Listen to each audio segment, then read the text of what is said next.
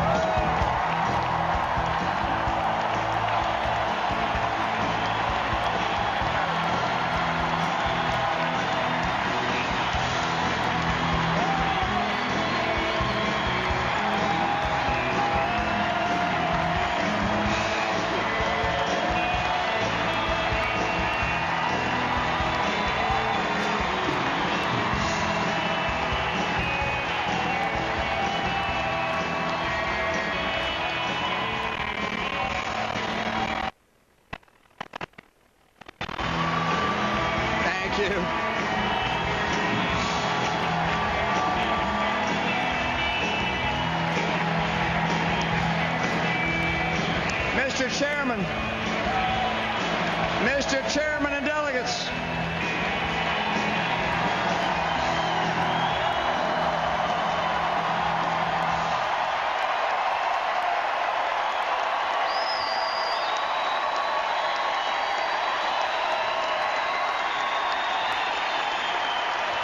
Mr. Chairman and delegates, I accept your nomination for President of the United States.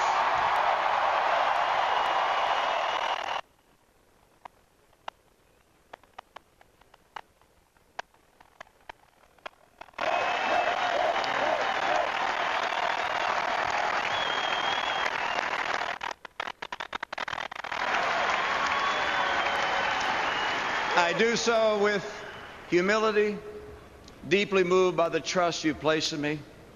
It's a great honor. It's an even greater responsibility. And tonight I'm asking you to join me to walk together to a better future. And by my side, I've chosen a man with a big heart from a small town.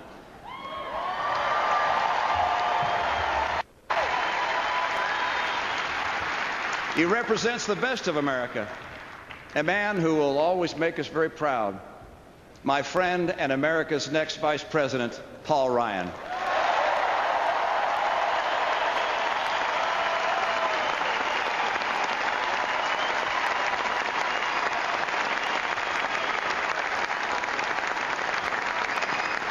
In the days ahead, you're going to get to know Paul and Jana better. But last night, America got to see what I saw in Paul Ryan, a strong and caring leader who's down to earth and confident in the challenge this moment demands. And I love the way he lights up around his kids and how he's not embarrassed to show the world how much he loves his mom.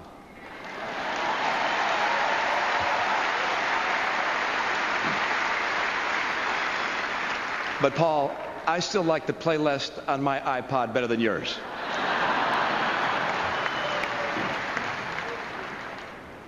Four years ago, I know that many Americans felt a fresh excitement about the possibilities of a new president. That choice was not the choice of our party, but Americans always come together after elections. We're a good and generous people, and we're united by so much more than what divides us. When that election was over, when the yard signs came down and the television commercials finally came off the air, Americans were eager to go back to work, to live our lives the way Americans always have, optimistic and positive and confident in the future. That very optimism is uniquely American. It's what brought us to America. We're a nation of immigrants. We're the children and grandchildren and great-grandchildren of the ones who wanted a better life, the driven ones, the ones who woke up at night hearing that voice telling them that life in the place called America could be better. They came not just in pursuit of the riches of this world, but for the richness of this life. Freedom, freedom of religion, freedom to speak their mind, freedom to build a life, and yes, freedom to build a business with their own hands.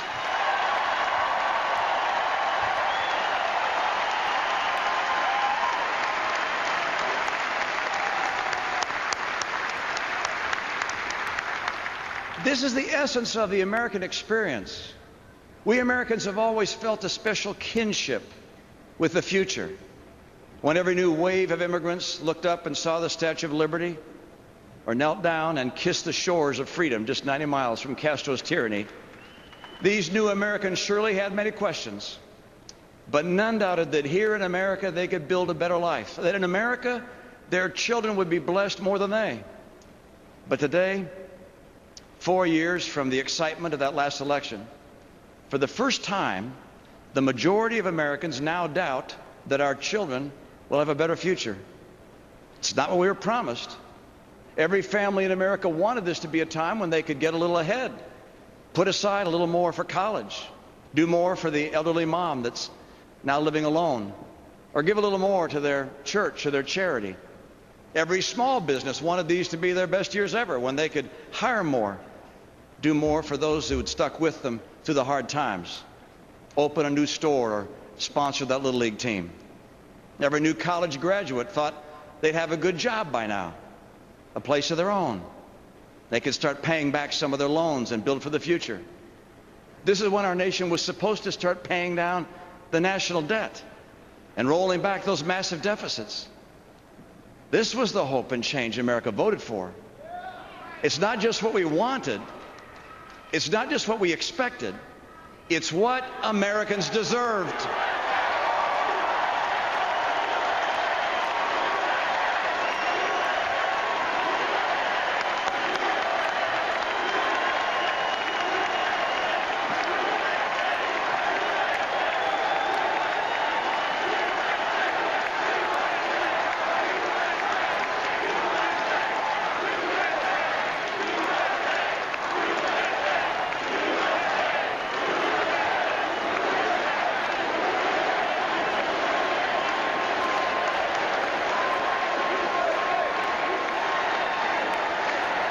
You deserved it because during these years you worked harder than ever before. You deserved it because when it cost more to fill up your car, you cut out moving lights and put in longer hours. Or when you lost that job that paid $22.50 an hour with benefits, you took 2 jobs at $9 an hour.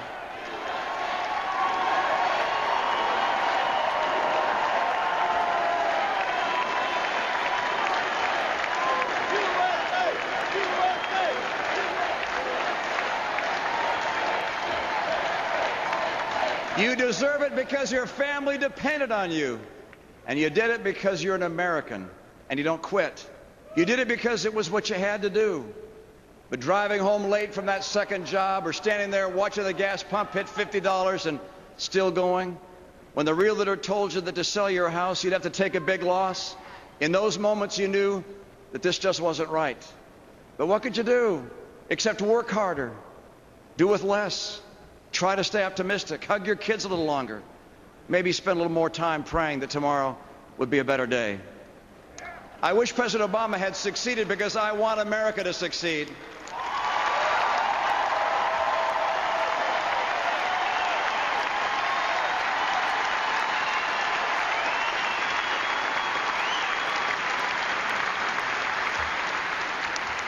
But his promises gave way to disappointment and division.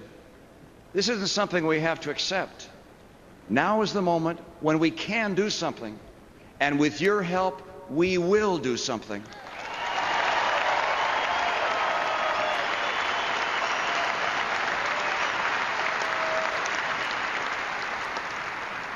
Now is the moment when we can stand up and say, I'm an American. I make my destiny. We deserve better. My children deserve better. My family deserves better. My country deserves better.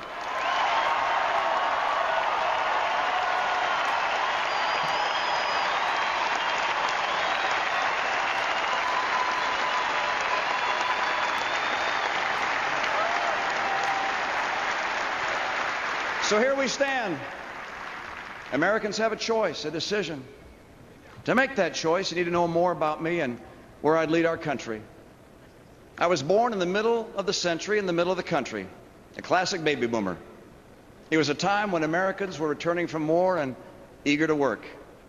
To be an American was to assume that all things were possible.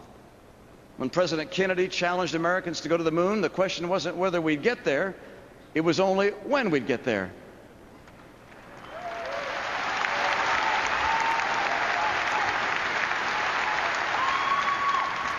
The soles of Neil Armstrong's boots on the moon made permanent impressions on our souls. Ann and I watched those steps together on her parents' sofa. Like all Americans, we went to bed that night knowing we lived in the greatest country in the history of the world.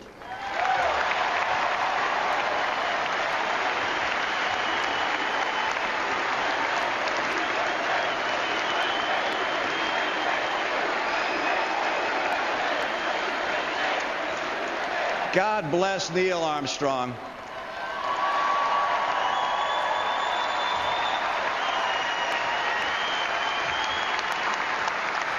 Tonight, that American flag is still there on the moon. And I don't doubt for a second that Neil Armstrong's spirit is still with us. That unique blend of optimism, humility, and the utter confidence that when the world needs someone to do the really big stuff, you need an American.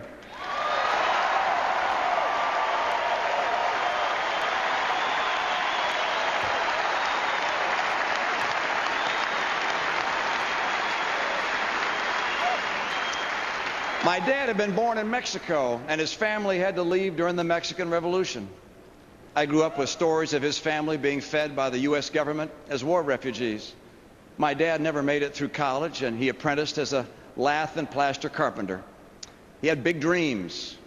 He convinced my mom, a beautiful young actress, to give up Hollywood to marry him. They moved to Detroit. He led a great...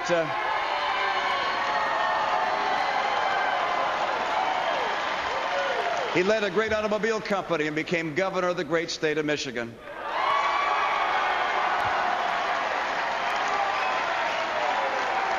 We were Mormons, and growing up in Michigan, that might have seemed unusual or out of place, but I really don't remember it that way. My friends cared more about what sports teams we followed than what church we went to. My mom and dad gave their kids the greatest gift of all, the gift of unconditional love. They cared deeply about who we would be and much less about what we would do. Unconditional love is a gift that Ann and I have tried to pass on to our sons and now to our grandchildren. All the laws and legislation in the world will never heal this world like the loving hearts and arms of mothers and fathers.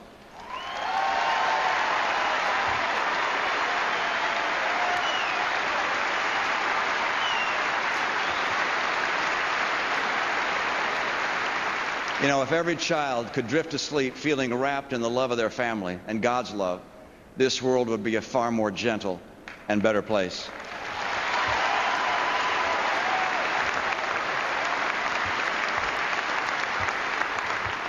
My mom and dad were married for 64 years. And if you wondered what their secret was, you could have asked the local florist. Because every day, Dad gave Mom a rose, which he put on her bedside table. That's how she found out what happened on the day my father died. She went looking for him because that morning there was no rose. My mom and Dad were true partners, a life lesson that shaped me by everyday example. When my mom ran for the Senate, my dad was there for her every step of the way. I could still see her saying in her beautiful voice, "Why should women have any less say than men about the great decisions facing our nation?"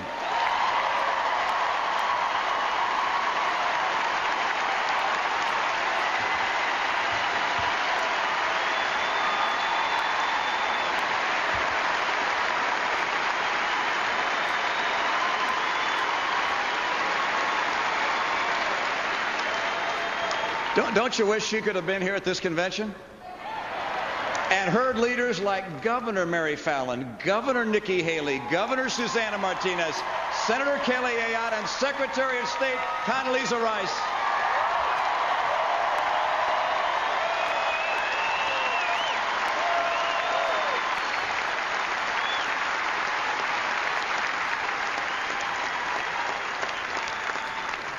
As governor of Massachusetts, I chose a woman lieutenant governor, a woman chief of staff. Half of my cabinet and senior officials were women.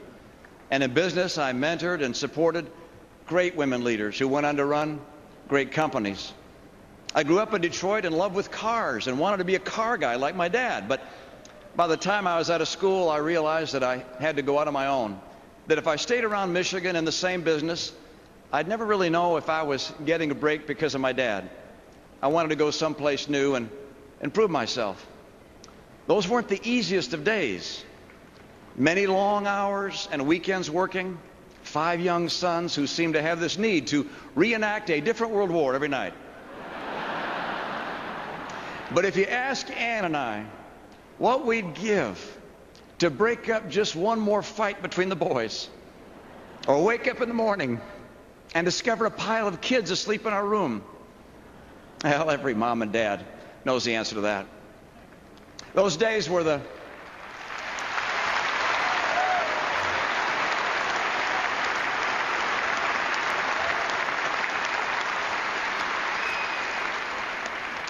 these were tough days on Ann particularly.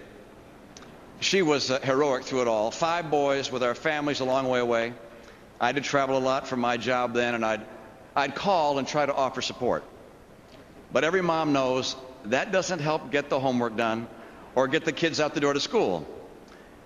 And I knew that her job as a mom was harder than mine, and I knew without question that her job as a mom was a lot more important than mine.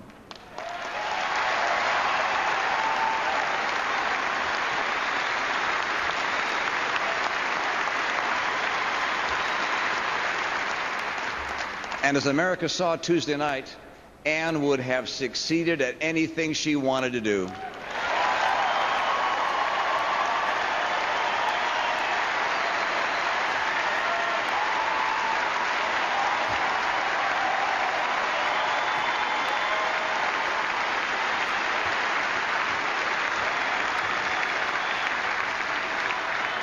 Like a lot of families in a new place with no family, we found kinship with a wide circle of friends through our church. When we were new to the community, it was welcoming, and as the years went by, it was a joy to help others who just moved into town or just joined our church. We had remarkably vibrant and diverse congregations from all walks of life, and many who were new to America.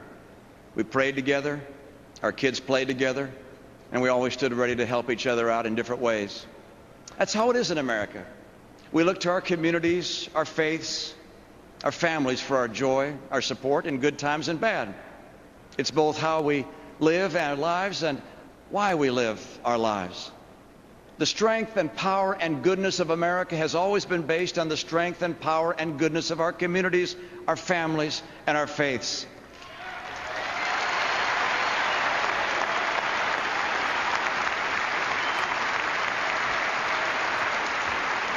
That's the bedrock of what makes America, America. In our best days, we can feel the vibrancy of America's communities, large and small. It's when we see that new business opening up downtown. It's when we go to work in the morning and see everybody else on the block doing the same thing. It's when our son or daughter calls from college to talk about which job offer they should take, and you try not to choke up when you hear that the one they like best is not too far from home. It's that good feeling when you have more time to volunteer to coach your kid's soccer team or help out on school trips. But for too many Americans, those kind of good days are harder to come by. How many days have you woken up feeling that something really special was happening in America? Many of you felt that way on Election Day 4 years ago. Hope and change had a powerful appeal. But tonight, I'd ask a simple question. If you felt that excitement when you voted for Barack Obama, shouldn't you feel that way now that he's President Obama?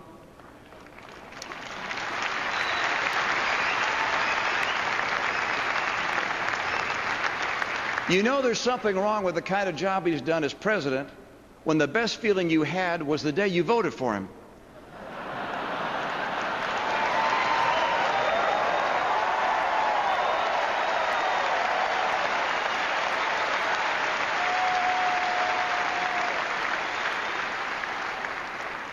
The president hasn't disappointed you because he wanted to. The president has disappointed America because he hasn't led America in the right direction. He took office without the basic qualification that most Americans have, and one that was essential to the task at hand. He had almost no experience working in a business. Jobs to him are about government.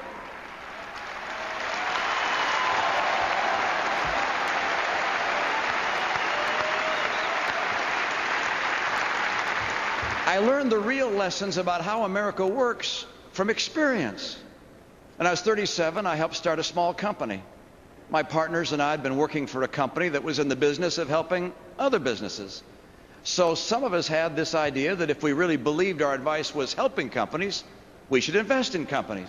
We should bet on ourselves and on our advice. So we started a new business called Bain Capital. The only problem was, while we believed in ourselves, not many other people did. We were young and had never done this before, and we almost didn't get off the ground. In those days, sometimes I wondered if I'd made a really big mistake. By the way, I thought about asking my church's pension fund to invest, but I didn't. I figured it was bad enough that I might lose my investors' money, but I didn't want to go to hell, too.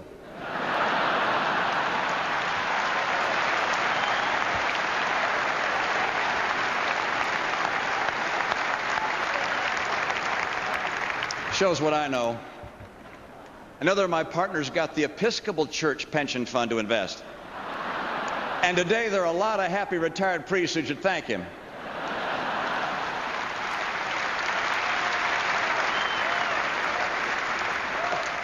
That business we started with 10 people has now grown into a great American success story. Some of the companies we helped start are names you know and you've heard from tonight. An office company called Staples, where I'm pleased to see the Obama campaign's been shopping.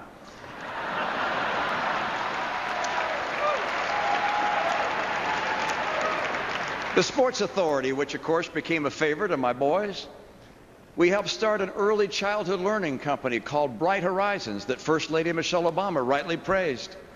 And at a time when nobody thought we'd ever see a new steel mill built in America, we took a chance and built one in a cornfield in Indiana. Today,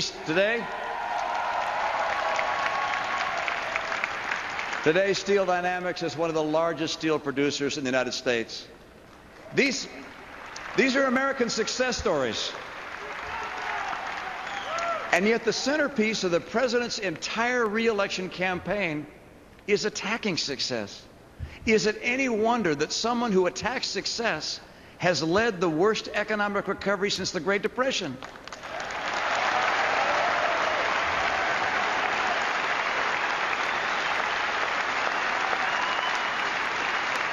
In America, we celebrate success. We don't apologize for success.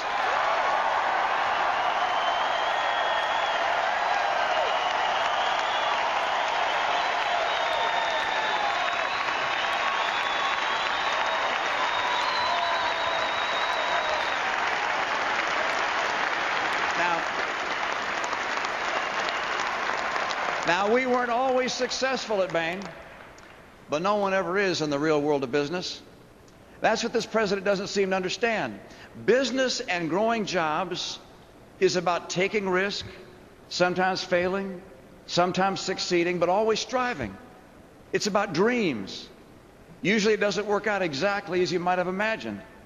Steve Jobs was fired at Apple, and then he came back and changed the world. It's the genius of the American free enterprise system to harness the extraordinary creativity and talent and industry of the American people with a system that's dedicated to creating tomorrow's prosperity, not trying to redistribute today's.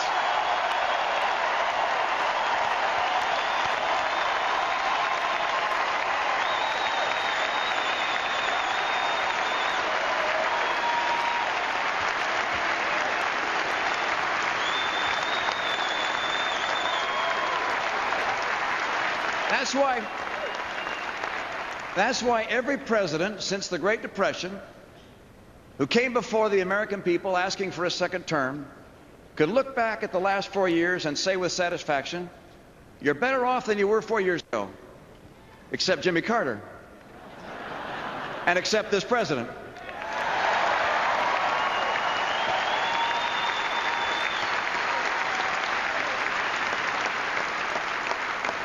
This president can ask us to be patient.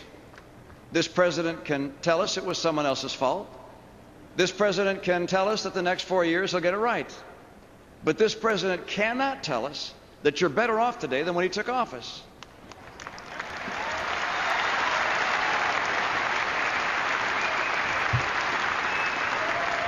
America's been patient. Americans have supported this president in good faith. But today the time has come to turn the page. Today the time has come for us to put the disappointments of the last 4 years behind us, to put aside the divisiveness and the recriminations, to forget about what might have been and to look ahead to what can be. Now is a time to restore the promise of America.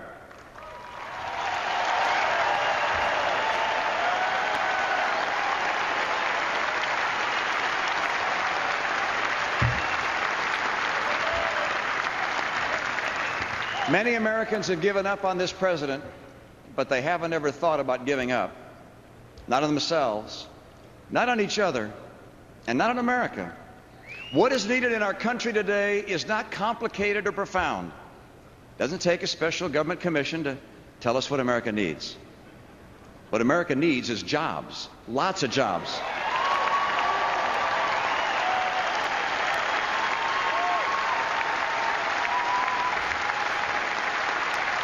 In the richest country in the history of the world, this Obama economy has crushed the middle class. Family income has fallen by $4,000, but health insurance premiums are higher. Food prices are higher. Utility bills are higher. And gasoline prices, they've doubled. Today, more Americans wake up in poverty than ever before. Nearly 1 out of 6 Americans is living in poverty. Look around you. These aren't strangers. These are our brothers and sisters, our fellow Americans. His policies have not helped create jobs. They've depressed them. And this I can tell you about where President Obama would take America. His plan to raise taxes on small business won't add jobs. It would eliminate them.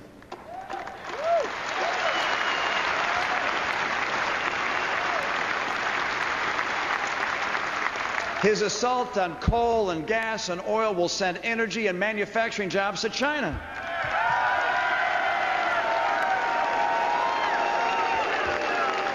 His trillion-dollar cuts to our military will eliminate hundreds of thousands of jobs and also put our security at greater risk. His $716 billion cut to Medicare to finance Obamacare will both hurt today's seniors and depress innovation and jobs in medicine. And his trillion-dollar deficits, they slow our economy, restrain employment, and cause wages to stall. To the majority of Americans who now believe that the future will not be better than the past, I can guarantee you this: if Barack Obama is reelected, you'll be right.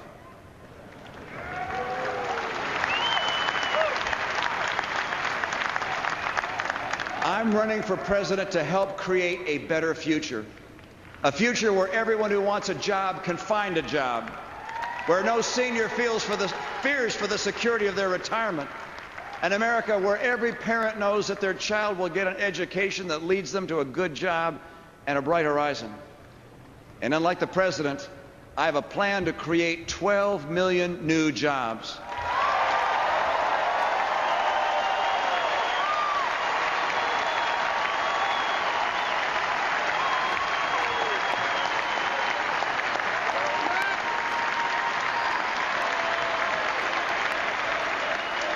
Paul Ryan and I have 5 steps.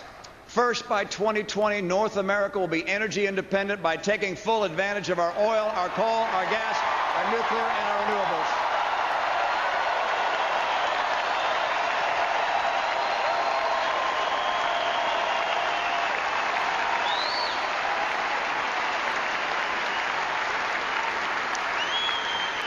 Second, we'll give our fellow citizens the skills they need for the jobs of today and the careers of tomorrow. When it comes to the school your child will attend, every parent should have a choice and every child should have a chance.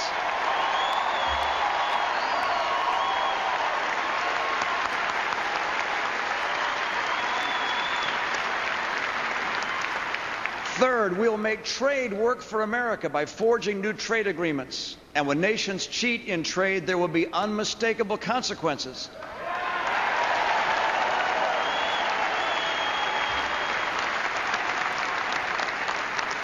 And fourth, to assure every entrepreneur and every job creator that their investments in America will not vanish as have those in Greece, we will cut the deficit and put America on track to a balanced budget.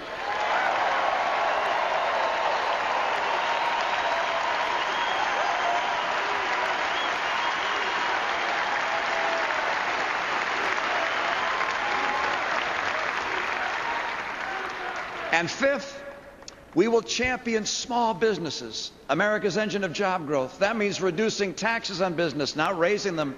It means simplifying and modernizing the regulations that hurt small business the most. And it means that we must rein in the skyrocketing cost of health care by repealing and replacing Obamacare.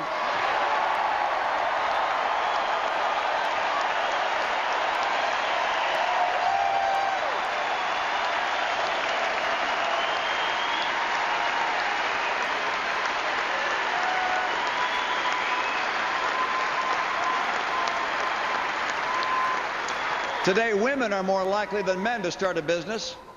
They need a president who respects and understands what they do. And let me make this very clear. Unlike President Obama, I will not raise taxes on the middle class of America.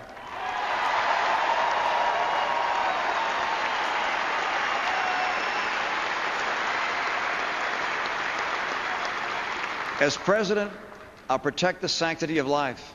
I'll honor the institution of marriage.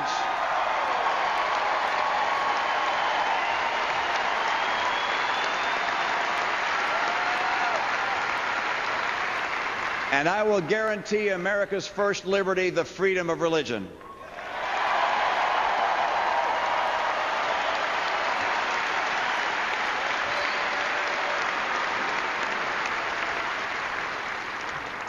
President Obama promised to begin to slow the rise of the oceans.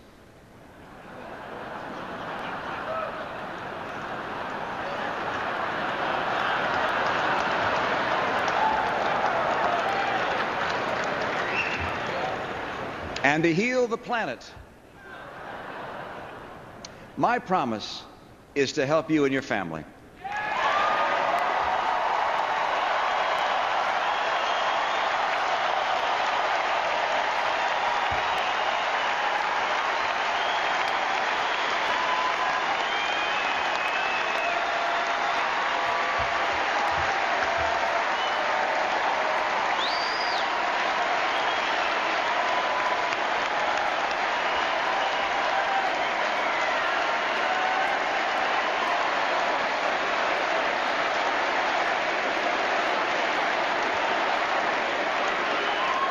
I will begin my presidency with a jobs tour. President Obama began his presidency with an apology tour. America, he said, had dictated to other nations. No, Mr. President, America has freed other nations from dictators.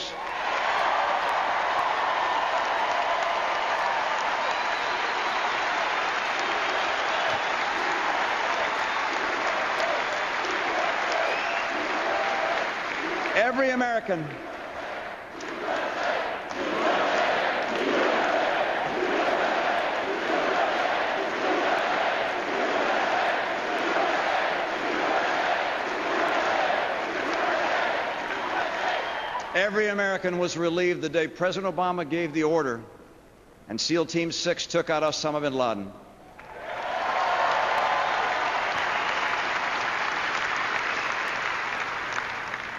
On another front, every American is less secure today because he has failed to slow Iran's nuclear threat. In his first TV interview as president, he said we should talk to Iran. We're still talking, and Iran's centrifuges are still spinning. President Obama has thrown allies like Israel under the bus, even as he has relaxed sanctions on Castro's Cuba. He abandoned our friends in Poland by walking away from our missile defense commitments. But he's eager to give Russia's President Putin the flexibility he desires after the election.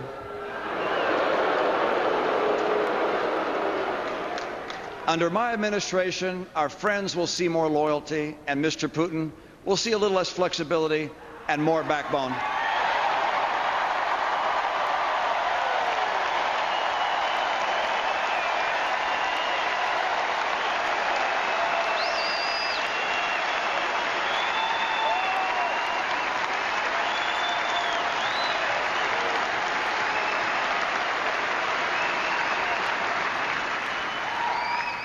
We will honor America's democratic ideals because a free world is a more peaceful world. This is the bipartisan foreign policy legacy of Truman and Reagan, and under my presidency, we will return to it once again.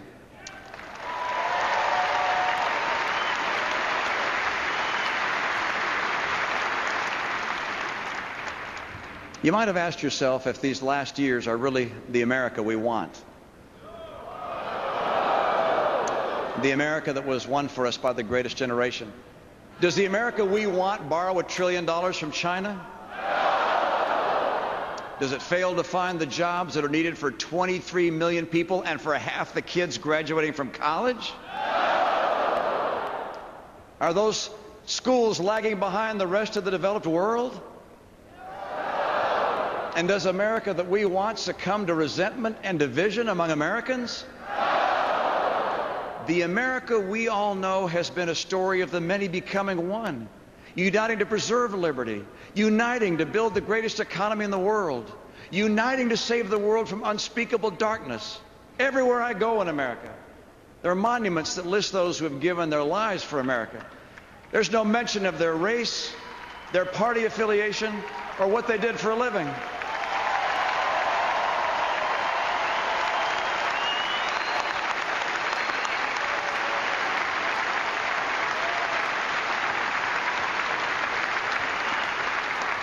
They lived and died under a single flag, fighting for a single purpose. They pledged allegiance to the United States of America.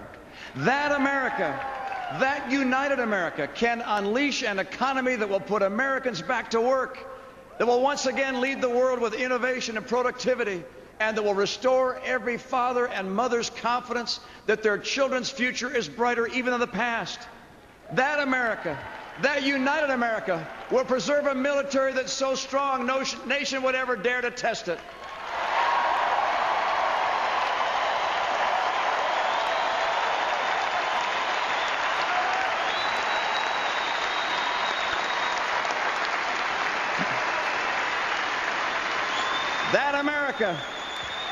That America, that united America, will uphold the constellation of rights that were endowed by our Creator and codified in our Constitution.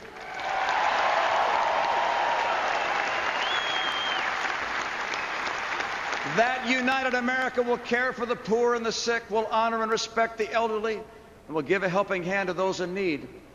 That America is the best within each of us. That America we want for our children. If I'm elected President of these United States, I will work with all my energy and soul to restore that America, to lift our eyes to a better future. That future is our destiny. That future is out there. It is waiting for us. Our children deserve it. Our nation depends on it. The peace and freedom of the world require it. And with your help, we will deliver it. Let us begin that future for America tonight. Thank you so very much. May God bless you. May God bless the American people. And may God bless the United States of America.